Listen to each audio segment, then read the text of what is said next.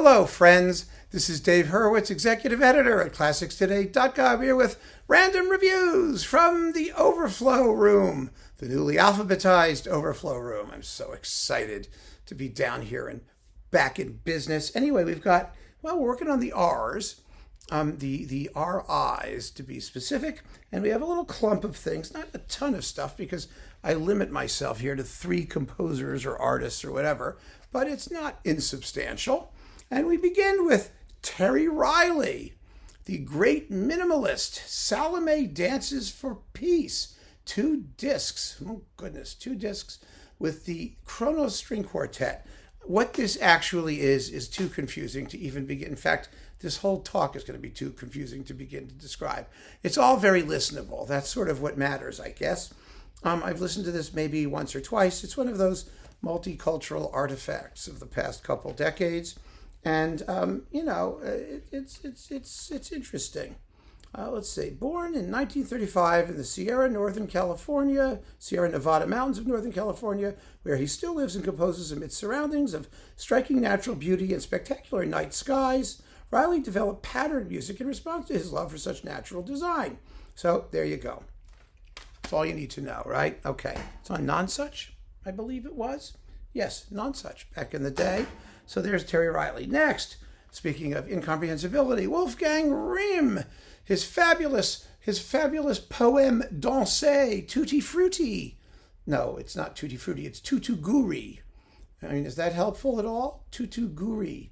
And it's got everything but the kitchen sink. It has a speaker and a chorus and a drummer and lots of drummers and the let's see, Anrufung, das schwarze Loch, schwarze und rote Tanze, das Pferd, das Peyote Tanz, Peyote, let's see, Tutti Frutti, Tutti Guri, die letzte Sonne, der schreiende Mann. Okay, so it's got screaming and drumming and I have no idea what's going on in this thing. It's actually kind of fun. I mean, it really is. Rihm is absolutely out of his mind, and his music is crazy. And this is 78 plus 37. This is probably all of it that you'll ever need to hear, but it's an SWR recording, and it's like I said, I can't explain anything that's in this video. I really can't. You have to listen to it. You just have to keep on listening. I enjoyed this. Let's just leave it at that. I mean, it was kind of fun once through, so I kept it. And that says something, the fact that I kept it and I didn't run away screaming or toss it in the trash or use it as a coaster or something like that, as happens with so much contemporary music or formerly contemporary music. So there you go. And then we've got Ferdinand Ries, lots of Ferdinand Ries. Now, Ferdinand Ries was Beethoven's best bud, at least to hear him talk about it. And he wrote a lot of music, and it's sort of in the style of Beethoven, only without those things that make Beethoven special. In other words, it's good, solid, well-crafted, post-Haydn and Mozart, early romantic style music that just doesn't have the fire in its belly that makes Beethoven's music so thrilling and that really makes it come alive. But it's still good stuff. It really is. And here we have his piano concertos. Now, his piano concertos are splendid. And there's a whole bunch of them. There's 8 or 9 of them or 7 or 8 of them or something. And I have them all. They're all in a box. They're upstairs. And we've talked about them before. Also the symphonies, which are really quite good in small doses. But they're not, they don't make any unusual demands on the listener. You just enjoy them and they're fine. So this was Piano Concertos Volume 1 on Naxos with Christopher Hinterhuber and the New Zealand Symphony under Uwe Groth. And it's a very, very good cycle. So you've got Piano Concerto in A-flat major, Gruß an den Rhein. Hi to the Rhine. Hello, Rhine. How are you? Tinklety, tinklety, tinklety, tinklety scales and arpeggios. Yeah, see what I mean? It's about the Rhine. And then the Piano Concerto in C major, Opus 123. Now, these were written between 1806 and 1826. And they're good. They're good pieces. I mean, I'm joking, of course, but they really are. And then we have his septet and his octet with the Linos Ensemble. I love chamber music for large chamber ensembles.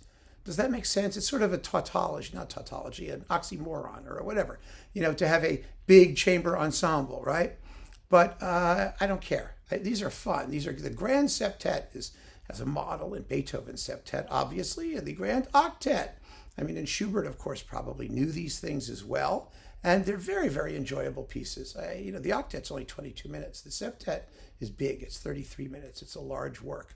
So that's fun. That's on CPO. And then we've got symphonies. 1, 2, 3, 4, 5, 6, 7, and 8. Here they all are.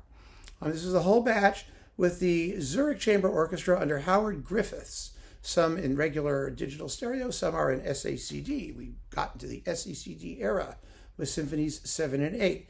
And like I said, they're not going to, make you crazy in terms of, thrilling, dramatic profundity and stuff like that. But they're good pieces. Solid, well-crafted, tuneful, enjoyable, nicely written, and to pull them out once in a while and plonk them on is a very happy thing. So here they all are on CPO.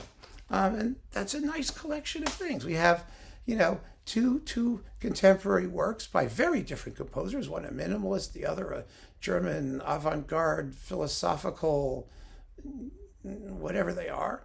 And then Beethoven's buddy.